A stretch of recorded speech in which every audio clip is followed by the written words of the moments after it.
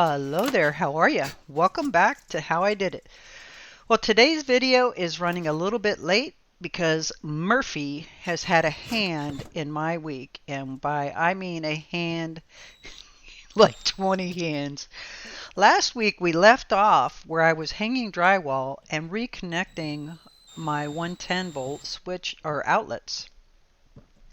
That came to a screeching halt pretty darn quick. Now I did manage to finish up this 110 outlet, got it set in place, and I went ahead and installed right next to it a 12 volt outlet. Now that 12 volt outlet will run my floor lamps, 12 volt appliances, and it's a backup. It's kind of like the old saying of 2 is 1 and 1 is none. So I have the 110 power, I also have the 12 volt power.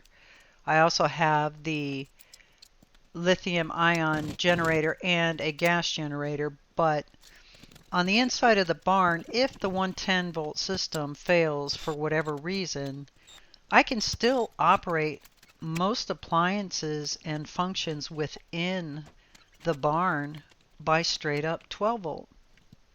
Now, a lot of people are going to say you cannot tie 12 volt into a 110 volt outlet or switch, and actually you can. It's the opposite. A 12 volt switch cannot receive 110 volts, but a 110 volt outlet or switch can receive 12 volts. And I have found all over the property where I used 110 volt switches and outlets, they are still operating perfectly. Whereas here in my utility shed where Murphy was monkeying around with my 12 volt switch, it burned out. So I go and try to turn on water and I have no water. Now I'm out here to the shed trying to troubleshoot it. Found out the switch would not work, or it would, when I played around with it, it would work intermittently. So I opted to pull the 12 volt switches out. I put a 110 switch in for the outdoor light. I put another 110 switch in for the 12 volt pump. And the outdoor light is a 12 volt light as well. Again, I have taken 110 lights and converted them to 12 volt and put a 12 volt bulb in.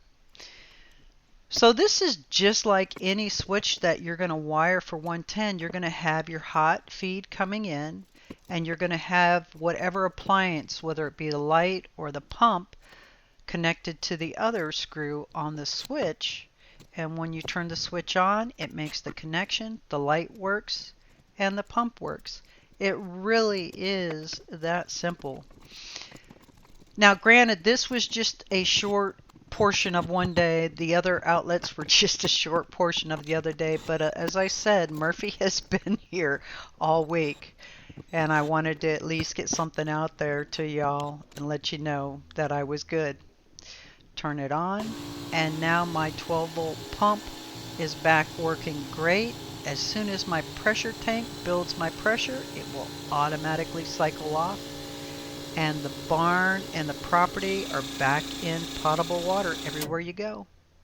Alrighty then, I want to thank y'all for stopping by. Have an absolutely wonderful and blessed day.